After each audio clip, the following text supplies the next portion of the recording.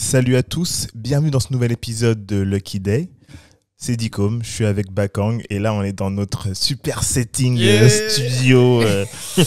Là on est dans notre home studio et on tourne cet épisode, on est que tous les deux. Et ce qui est cool, c'est qu'on a plein de choses à vous dire et à se dire. Et on s'est rendu compte aussi qu'on avait beaucoup d'échanges ensemble au téléphone, on se laisse plein de vocaux et en fait on s'est dit que c'était pas mal de les partager avec vous. Donc préparez-vous à avoir pas mal d'épisodes où on sera que tous les deux en fait en train d'échanger, discuter. Ouais, c'est ça. Plein d'insights, si vous voulez vraiment entrer dans nos cerveaux et savoir comment on réfléchit et où est-ce qu'on cherche des informations, ça va être aussi ces épisodes-là où on est tous les deux que vous allez pouvoir écouter et kiffer. Donc voilà, hyper excité, là, on est là, il y a le petit sapin de Noël que vous ne verrez pas. Et attends, est-ce que c'est le premier épisode qu'on fait que tous les deux ? Non, c'est pas le premier épisode. Le premier épisode qu'on a fait tous les deux, c'était George Floyd. George Floyd, ouais. George Floyd 2020. Et cet épisode-là avait bien marché. Parce que les gens étaient, les gens avaient kiffé en fait. En fait, c'est ça que j'allais dire, c'est trop marrant parce que justement après cet épisode-là, les gens nous demandaient souvent genre mais il faut faire plus d'épisodes tous les deux. Et en fait, c'est pas qu'on vous a pas écouté, mais c'est juste qu'on s'est dit, on n'est pas différent des autres. Il y a des fois on se dit mais pourquoi nous, tu vois, pourquoi on va parler de nous alors qu'il y a plein de gens qu'on connaît qui peuvent raconter des trucs plus intéressants. Mais alors, et en réalité, j'avoue, quand on discute avec Dicom, on se balance tellement de joules. On se dit, des fois, il y a tellement de... c'est ça, c'est toutes nos réflexions. Ouais. Il peut être 23h, minuit, et comme on passe beaucoup de temps à consommer, à lire des articles, on a nos petits sites qu'on vous partagera aussi, mais nos petits sites d'inspiration, etc. On rebondit ici pas mal sur l'actualité en général. Ouais, et en fait, il y a beaucoup de choses qu'on se partage et qu'on va analyser et qu'on va s'envoyer surtout sur Telegram, parce que c'est notre truc un peu de travail. Et donc ça va être cool parce qu'on a plein de choses qu'on veut partager et on se dit c'est dommage en fait que les gens n'aient pas accès à ça. Tu vois, même en plus quand on en parle un peu dans le podcast, par exemple celui avec Damien Morin, j'ai donné plein d'idées, même sur d'autres podcasts, mais avec Kelly, là, je lui ai donné plein d'idées. Et en fait, tout ça, c'est important. C'est bien que nous, on puisse en parler aussi, toi et moi. Donc, ça fait sens. Et un dernier truc sur ça, c'est marrant. Quand on était à la soirée de Guillaume Lemlist, quand ils ont fait l'ouverture de leur nouveau bureau, il y a un jeune homme qui j'ai discuté. Donc on a parlé de différents podcasts, d'une autre, et je lui ai dit, tu sais quoi, il connaissait pas Lucky Day. Donc je lui ai dit, vas-y, écoute, et puis tu me feras un feedback, tu m'envoies un message. Donc il me fait un feedback super cool, super positif, et il dit, franchement, j'ai écouté plein de vos épisodes, et je me suis juste dit, ce qui manque, c'est que vous avez une valeur ajoutée de ouf, et on vous entend pas assez parler de vous, tu vois. Et je me dis, c'est un truc qui revient assez souvent. Alors qu'au début, c'était notre but aussi, au début du podcast Lucky Day, c'était notre but aussi de faire des épisodes pour que les gens entrent dans la tête de nous qui sommes entrepreneurs et des créatifs en même temps. Et voilà, donc ça sera un vrai kiff. Ça sera un vrai kiff. Là, on va en tourner plein parce que la façon dont on bosse, toi et moi, c'est qu'on fait du batch, c'est qu'on enregistre plein d'épisodes pour pouvoir être tranquille, mais aussi quand on a le temps, c'est quand même un setting là, on est quand même dans un setting là. Attends, là pour faire le setting dans lequel on est, je suis arrivé à quelle heure là ? Je suis arrivé 11h30, midi. Ouais, je suis arrivé à midi, il est quelle heure ? 15h30. Après j'ai eu un call. Mais il est quand même 16h. Et là on va commencer à tourner parce qu'on a mis toutes les lumières en place, on a trouvé le bon setting. Là c'est la première fois qu'on tourne ici, dans ce salon. Et du coup on avait besoin de trouver nos marques pour pouvoir commencer. Et d'ailleurs, il faut pas oublier de prendre des photos. Après, comme ça, on connaît le setting, on s'en rappelle. Ouais, de toute façon, ils sont sur les vidéos aussi, tu vois. Aussi, ouais. Mais c'est cool. Dans cet épisode, alors, de quoi on va parler ? Moi, j'aimerais bien qu'on parle de Moonbite. Okay. Parce qu'en fait, on en a parlé sur les réseaux sociaux, on en a parlé un peu sur LinkedIn, mais je pense que c'est important pour nous de parler de la genèse, de nos inspirations, de pourquoi, de comment, du nom, de tout ça. Et ouais, est-ce que tu veux commencer un peu ? Commencer, carrément. Moonbite, c'est marrant parce que en fait, ça part toujours d'un besoin.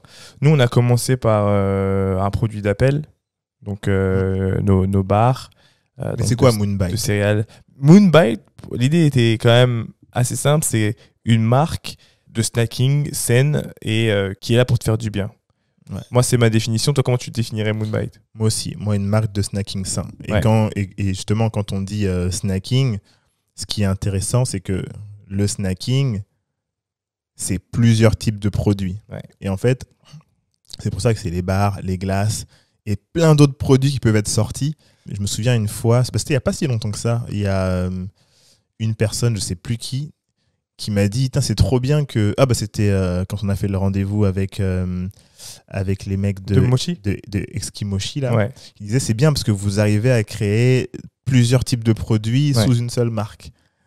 En fait, c'est parce que déjà, ce qu'on avait fait avec Dear Musli, on avait appelé le truc Dear Musli. Mais Dear Musli, tu peux faire des barres de céréales et du granola, donc ce qui est cool. Mais c'était un peu enfermant comme nom. Et tu te rappelles, on avait déposé Dear. On avait déposé Dear tout. Ouais. Et en fait, là, on peut vous raconter parce que c'est une bonne transition. Pour Dear Musli, notre ancienne start-up, on avait déposé à l'INPI Dear. Parce qu'on savait qu'on voulait faire Dear Musli, Dear Bars, Dear tout. Et du coup, on a fait que le muesli. Mais on savait déjà à l'époque que s'appeler Dear Musli, ça allait être hyper limitant quand même. Je sais pas si en évoluant, là, si on avait continué Dear Musli, aujourd'hui, on se serait peut-être dit, changeons peut-être le nom. Ou créons une autre marque peut-être. Ouais, mais en fait, avec le recul, je pense que j'aurais voulu changer de nom. Entièrement, parce qu'en fait, 6 ans d'existence, en vrai, c'est rien. Grave. Dans un truc qui peut avoir 20 ans ou 30 ans. Non, mais c'est sûr. Après, moi, je pense que... Moi, ce que j'aurais fait, c'est que j'aurais gardé Dear Musli et je l'aurais gardé pour les céréales, tu vois. J'aurais fait Dear Musli, Dear Granola.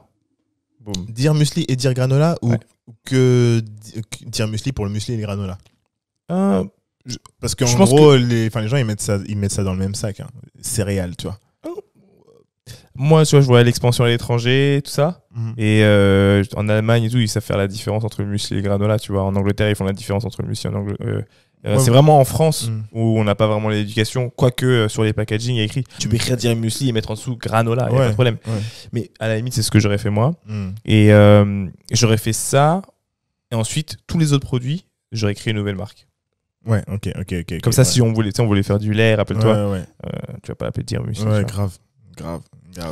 Et donc, voilà, pour moi, Moonbite, c'est une marque de snacking sain, mais on ne veut pas vous vendre du faux, ou alors une utopie qui n'existe pas et qui n'existera pas, tu vois. Moi, c'est un peu ça. Puis, et je pense que les gens vont se poser la question, mais pourquoi les glaces, tu vois? Et les glaces, c'est marrant parce que pour nous, c'est vraiment l'enfance.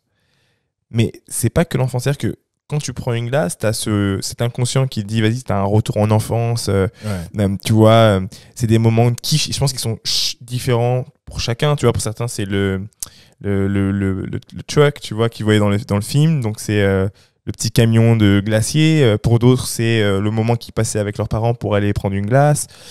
Enfin, tu vois, ça change pour d'autres. Mais pour moi, personnellement, c'est ancré dans la culture, tu vois, à la télé. Donc, il y avait ce côté pop culture où t'avais le ice cream truck, où t'avais...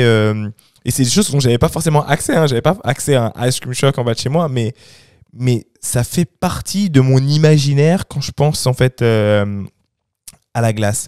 Et pouvoir taper dedans et en plus résoudre un problème qui me suit depuis longtemps et je pense qu'il suit pas mal de gens, c'est le fait que je sois intolérant au lactose. C'est marrant parce que ça s'est déclaré tard. C'est que quand t'es plus jeune, tu te calcules pas forcément, t'as mal au ventre, mais tu sais pas pourquoi. Et puis arrivé plus tard, en jeune adulte, je me suis rendu compte que non, mais c'est pas normal, quoi, tu vois.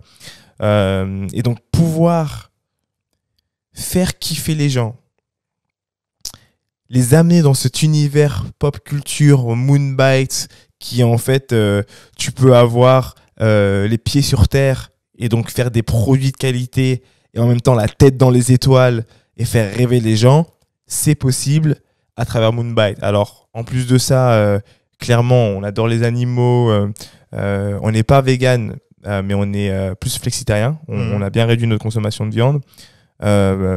Pour moi, la glace, c'était le parfait challenge, en fait, pour le côté plaisir et en même temps aussi se faire plaisir au niveau de l'histoire qu'on peut raconter autour. Et en même temps, y a un marché. Ouais. Le truc, c'est que aussi on est des passionnés, mais on est des entrepreneurs. Ouais. Et moi, simplement, il y a un marché, il y a un manque sur le marché. Qui répond à ce manque? Nous aussi, on voit qu'il y a ce manque. On se dit, au lieu d'attendre que quelqu'un le fasse, on le fait. Parce que vous êtes si vous écoutez ce podcast, c'est que vous cherchez aussi soit à entreprendre, soit vous êtes intéressé par le côté business. Et il y a forcément un côté business. Quand tu lances un produit, tu dépenses de l'argent. Donc, ça a intérêt à t'en rapporter. Et donc, il faut que le produit que tu lances réponde à un besoin. Et pour que ça réponde à un besoin, il faut que tu étudies le marché. Et du coup, c'est aussi ça qu'on a fait. On a passé énormément de temps. On a passé combien de temps 2 ans à étudier le marché. On a regardé, franchement, on s'est envoyé combien de liens, d'articles. Il faut énormément étudier ce qui se fait déjà en France et étudier ce qui se fait aussi dans les pays qui sont plus avancés, donc les États-Unis, etc. Grave. Et puis c'est aussi qu'on s'est rendu compte, avant même de faire les études de marché, rappelle-toi, on s'est rendu compte, putain, mais les glaces, elles sont toutes super sucrées. Ouais. Et tu avais ce truc-là de dire, déjà, quand on va en magasin, maintenant, on regarde toujours, est-ce qu'il y a un produit sans viande? Est-ce que, tu vois, il y a un produit qui... Est-ce qu'il y a une alternative? Il y a une alternative. Ouais. Et on se dit, ok, il y a quelques alternatives. Il y en a qui sont pas trop mauvaises. Je suis pas archi fan. Moi, pour être honnête, dans les... Au début, on trouvait rien. Je me rappelle. Regarde, même quand je suis allé, là, on est en 2022, tout l'été, on a regardé... toi, tu es allé beaucoup aux États-Unis, mais moi, en France, j'ai pas mal regardé à chaque fois que j'allais dans un Monoprix, un Franprix, celui en bas de chez moi ou d'autres. Je cherchais à chaque fois. Je me demandais, je faisais un jeu, c'était... Ok, est-ce que dans ce Franprix-là ou ce Monoprix-là, ou ce Intermarché, il y a l'alternative vegan, donc sans lactose. Et à chaque fois, j'allais et je trouvais pas. Je te donnais même des photos, je te disais, mais regarde, c'est un truc de ouf parce que même dans les grands magasins, genre les Franprix, les Monoprix qui sont hyper grands, je te disais, mais c'est un truc de ouf parce que tu as plein de marques. Quand on me dit, oui, mais ça existait déjà, les glaces sans lactose, etc., j'ai envie de dire aux gens, mais peut-être que tu as vu une sur Internet, mais est-ce qu'elles sont distribuées dans les Monoprix, etc.? En fait, non. Et le peu de marques de glace vegan qu'il y a en France, c'est peanuts. C'est peanuts par rapport au nombre de marques non vegan qui sont dans les rayons. Sachant qu'il y a plein de marques non vegan, au lait de vache, qui sont même pas en rayon. Et en fait, tu te dis, oui, il y a forcément des glaces véganes qui existent, mais en fait, quand tu vas là où c'est censé être accessible pour tout le monde, elles sont pas là, en fait, tu vois. Et pour moi, c'est parce que, c'est ce dont on s'est rendu compte, c'est parce que soit elles ont pas le goût, soit elles ont pas le goût, elles ont trop un goût de carton, tu sais, comme ce qu'on a goûté, et c'était pas assez gourmand, etc. Soit la marque en elle-même ne correspondait pas aux besoins, elle ne comblait pas un manque, tu vois. C'est pour ça que nous, après, on pourra parler de la marque qu'on a construit ensuite. Mais tu vois, il y a tout ça qui fait que tu peux pas, pour moi, faire un copycat d'une marque non vegan en la faisant vegan au niveau de ce que tu construis en termes d'image de marque, tu vois. T'es obligé, encore plus parce que c'est du vegan, de faire un truc qui est complètement fou ou complètement pas à l'opposé, mais dans un autre univers.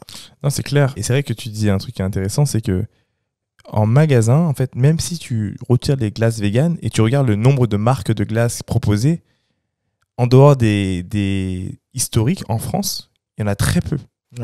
Tu vas voir les Magnum, tu vas voir Häagen-Dazs, Häagen-Dazs, Magnum, Ben & Jerry's. Ouais, c'est ça. En gros, c'est les gros. Excusez-nous, il y a le chien qui aboie. Qui aboie.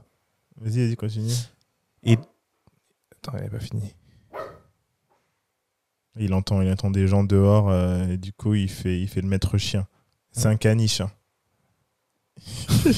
Il fait le maître chien. Vas-y, c'est bon, il va se reposer. Alors que c'est vrai que quand j'étais aux États-Unis et je vois le nombre de marques de glace, t'hallucines. Le choix, ouais. c'est complètement dingue. Et c'est là où tu te dis, putain, mais il y a une opportunité de ouf. En fait, les Français, les Européens, parce qu'on construit une marque européenne, ont besoin d'avoir plus de choix. Ils le veulent, ils le souhaitent. Quand tu demandes aux gens, cite-moi une marque de glace vegan, personne ne peut répondre. Ouais, ils peuvent pas répondre.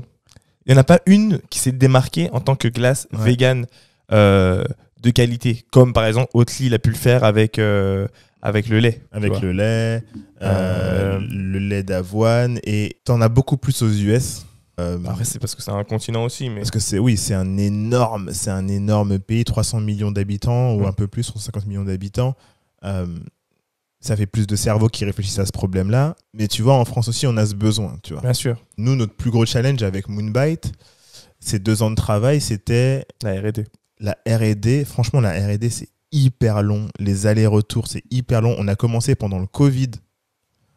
Donc, c'était hyper long. Usine fermée, ils réouvrent, la R&D, les tests, etc. Et nous, on est hyper pointilleux parce qu'on veut que le goût... En fait, on veut que le goût soit bon avant tout, tu vois, avant même ce qu'on apporte en plus. Mais on veut que le goût... Parce que c'est le goût qui fait que la personne revient. Ah bah, de toute façon, c'était le premier truc, c'est que comment on se fait kiffer, nous ? C'est ça. Enfin, moi, je suis désolé d'être égoïste, hein, mais la première idée, c'était... la manger, ta glace. Ouais, je veux me faire kiffer, tu vois. Ouais.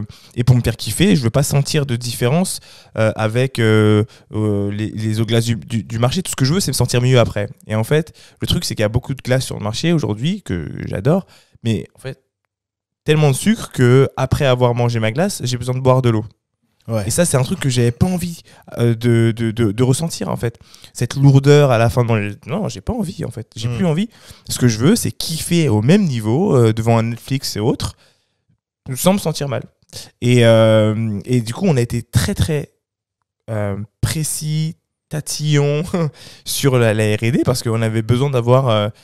cette sensation-là. J'ai pas envie de me poser de questions quand je mange la glace. Je veux juste que ce soit un best-seller, un killer, que les gens kiffent et qui se disent putain, c'est ma glace préférée, mais en même temps avec un taux de sucre beaucoup moins important. Là, je me rappelle sur le niveau de sucre, toi t'étais hyper pointilleux, enfin hyper jusqu'au boutiste, alors que moi je me disais c'est bon. Alors que moi je me disais parce qu'en fait le palais humain il est différent selon les personnes. Moi je me disais mais c'est hyper bon, mais en fait c'est parce que tu prends une seule cuillère, ou alors 1 ou 2 cuillères, mais en fait manger le pot entier c'est pas la même chose.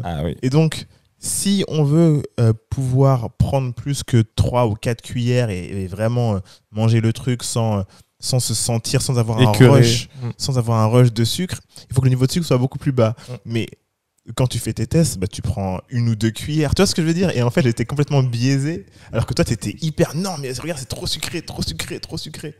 Ouais, parce que aussi, il y a ce truc-là, c'est que... déjà, de base, je consomme pas énormément de sucre, toi non plus d'ailleurs. Mais il y a aussi ce truc de... toutes les glaces dans lesquelles on a l'habitude sont très sucrées. Et en fait, ton palais doit se réhabituer à un niveau de sucre normal, entre guillemets. Ouais, c'est ça. Par contre, ce qui est cool, c'est qu'une fois que t'es passé de l'autre côté, et que tu as mangé une glace de qualité super bonne et en plus peu sucrée, revenir à une glace sucrée, c'est très compliqué.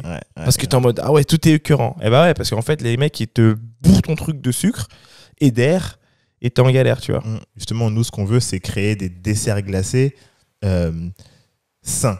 Du coup, on commence par les glaces, mais quand on dit dessert glacé, il n'y a pas que les glaces. Mais le premier produit qu'on veut tacler et rendre sain, ce sont les glaces. Toi et moi, on n'est pas vegan. Mais on a réduit notre consommation de viande drastiquement. Moi, ça fait combien de temps que je bois même plus de lait de vache ? Franchement, je sais plus combien de temps ça fait hyper longtemps. Mais par contre, quand je paye mon lait d'amande ou mon lait d'avoine, je paye beaucoup plus cher. Tu vois ce que je veux dire ? Et donc, tu as ce truc, je suis prêt à payer un peu plus, enfin quand même beaucoup plus cher pour prendre du lait d'avoine ou du lait d'amande, parce que le lait d'avoine, en vrai, quand j'ai vu comment ça se faisait, je me suis dit, vas-y, je vais faire mon lait d'avoine, tu vois ce que je veux dire ? C'est ça aussi les trucs, mais. Et quand tu vois tout ça, tu dis, vas-y, c'est quoi, laisse-moi faire. J'ai vu maintenant comment ça se faisait, laisse-moi le faire. Mais après, faut avoir le temps. Faut avoir le temps. Et en fait, je suis pas vegan, je suis flexitarien, je me considère comme flexitarien. Mais il y a beaucoup de gens il y a plus de gens qui sont flexitariens que vegan. Et pour nous, ce qui est important, c'est de toucher tout le monde. Donc, les véganes, on leur parle parce que c'est à eux qu'on pense. On pense aux flexitariens, à ceux qui ne consomment pas forcément de lait de vache, qui consomment un petit peu de viande bien sourcée, etc. En tout cas, qui ont une conscience de le bien-être animal et qui ne vont pas forcément consommer de viande. Et tous ceux qui sont in between, tous ceux qui sont encore à la viande et encore au lait, mais qui se posent la question d'un avenir ou d'un monde différent. Tu vois, et c'est à eux aussi qu'on parle parce que tu retournes 4 ans en arrière, moi j'étais un peu comme ça. J'étais déjà en train de me demander au niveau de la viande, et en plus là le prix augmentait, donc tu te dis mais est-ce que ça vaut le coup de manger que de la viande, de manger de la viande alors que tu as plein d'alternatives qui sont hyper bonnes et tu vois, et puis au fur et à mesure tu shifts et tu te dis mais ok, t'as Beyond Meat sur la viande, ils apportent quelque chose de différent. Après même Beyond Meat, tout n'est pas parfait. Tout n'est pas parfait. Et il y a des alternatives à Beyond Meat qui sont plus saines maintenant. Tu as plusieurs secteurs qui sont en train de shifter vers le sans produit animal, en tout cas avec des alternatives. Mais tu as toujours ce secteur, le secteur des desserts glacés, qui n'ont pas été vraiment taclés. Ça commence, mais ça n'a pas été taclé. Et quand c'est taclé avec ce qu'on appelle du sucre d'alcool, du mimicking. En tout cas, c'est de la copie sans produit animal, mais ça n'empêche pas le fait que ça soit pas forcément sain, parce qu'il le bourre de sucre, il le bourre de gomme, de gouard, là, tout ça, de caroube, etc. Donc, c'est pas parce qu'un produit est sans produit animal, donc vegan, que le produit est sain. Ouais. Et nous, toi et moi, avec ce qu'on essaye de faire, c'est qu'on essaye d'aller à l'étape supérieure, d'avoir un produit qui n'a pas de produit d'origine animale à l'intérieur, donc sans lait, mais en plus faire en sorte que cette glace-là, elle soit bonne pour la santé. Ouais. Elle ne dégrade, elle te rend pas addict avec du sucre, avec plein d'additifs, etc. Non, c'est clair. Et alors, clairement, c'est le plaisir avant tout. Et après, tu as quand même ce rêve de gosse de dire à travers la glace, on peut se faire plaisir, on peut raconter des histoires ouf, tu vois.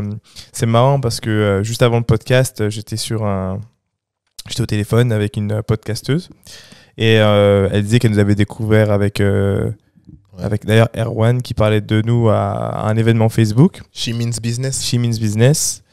Et en gros, elle dit que je suis tombé en fait sur l'une de vos pubs et vous étiez dans l'espace. Dans l'espace, ouais.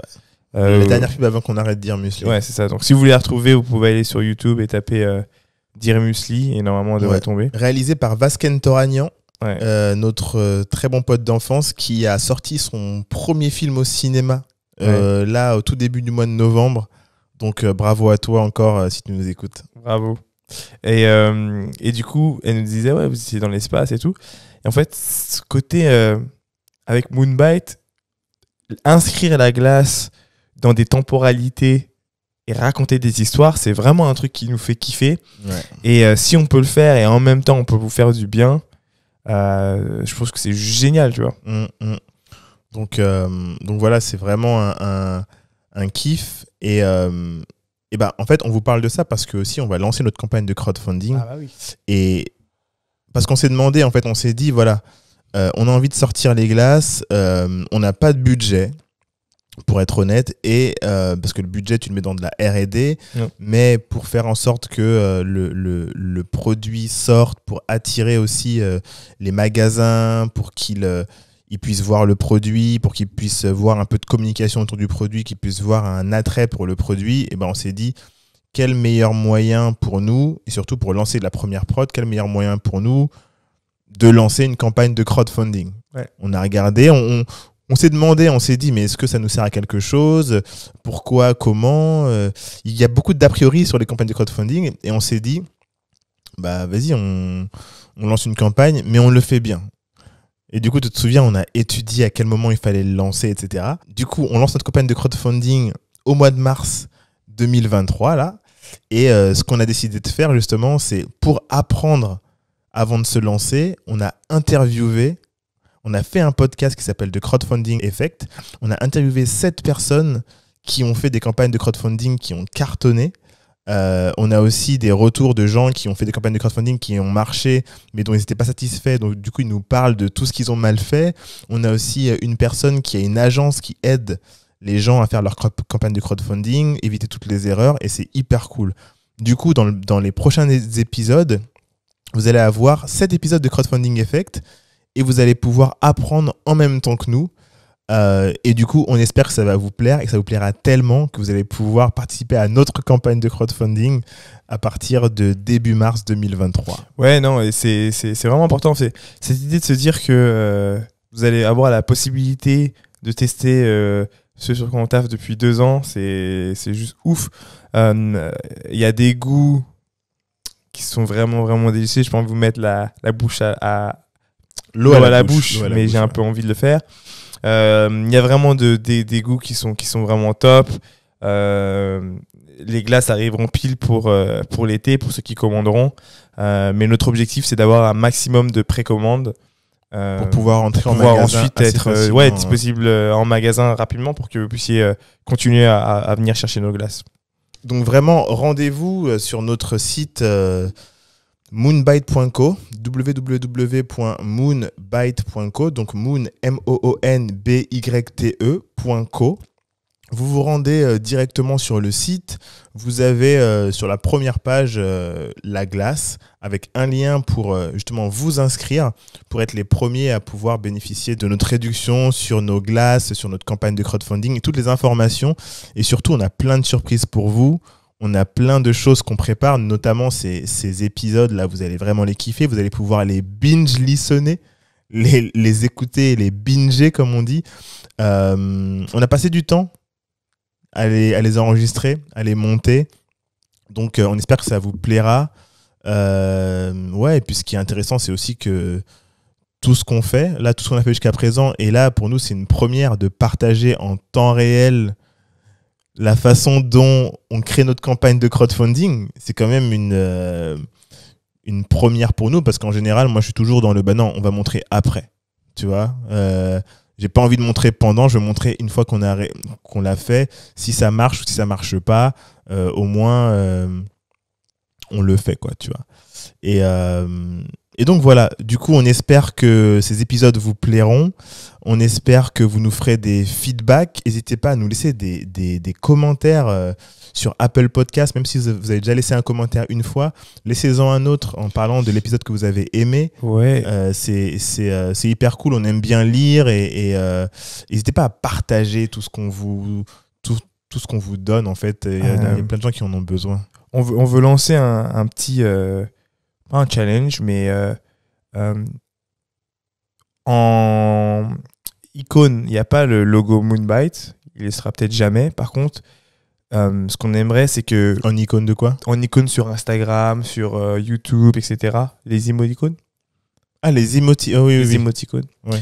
Donc, il n'y a pas tout ça. Par contre, on aimerait que les emoticônes de notre communauté, ce soit la glace. Le cône avec la glace.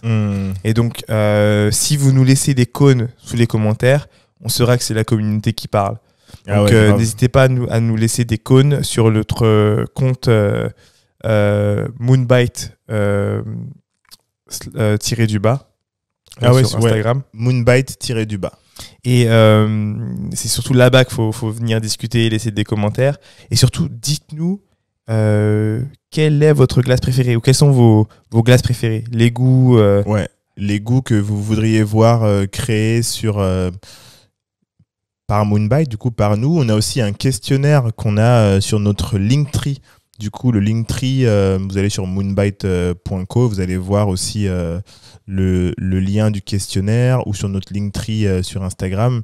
N'hésitez pas à faire le questionnaire, vous nous donnez plein d'informations qui nous permettent de sortir des produits qui sont en accord avec ce que vous aimez. Voilà, c'est la communauté crée le produit avec nous et pas le contraire. Donc voilà, merci beaucoup de nous avoir écoutés dans ce premier épisode, deuxième épisode de Bakang et moi solo. Celui-là sera sur YouTube. Ça sera sur YouTube, ouais. Ça sera sur YouTube et voilà. On se dit à plus tard. Salut. Ciao.